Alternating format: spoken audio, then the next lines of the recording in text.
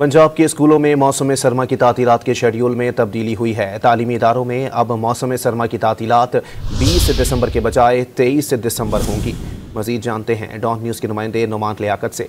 जी नुमान, बताइएगा वजूहात क्या सामने आई हैं शेड्यूल में तब्दीली की?